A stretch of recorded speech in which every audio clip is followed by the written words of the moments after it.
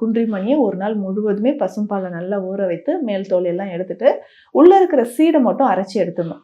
அதே மாதிரி தான் கரிசலாங்கண்ணி. ஸோ வெள்ளை கரிசலாங்கண்ணி இருக்கு இல்லைங்களா, ஸோ இதனோட சாறு எடுத்தும் நம்ம வச்சுக்கணும். ஸோ இது ரெண்டுமே சேர்த்து இதனோட கொஞ்சம் கற்றாழையும் சேர்த்து நல்லெண்ணெயிலே தைலமாக காய்ச்சி எடுத்துக்கணும்.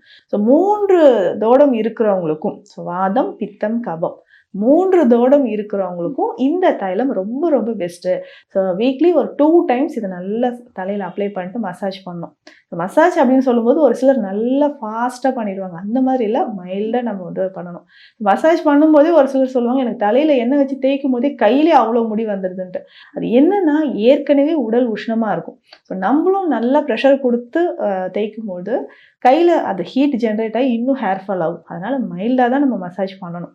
ஸோ மைல்டாக மசாஜ் பண்ணிவிட்டு மிதமான சூட்டில் இருக்கக்கூடிய தண்ணீர், குளிர்ந்த தண்ணீரில் குளிக்கக்கூடாது. ஸோ மிதமான சூட்டில் இருக்கக்கூடிய தண்ணீரை பயன்படுத்தி நம்ம வாரத்துக்கு 2 நாள் தலை குளிச்சுட்டே வரணும். ஸோ ஹேர் மெயின்டைன் பண்ணுறது ஒரு முக்கியமான ஒரு கலைன்னே சொல்லலாம்.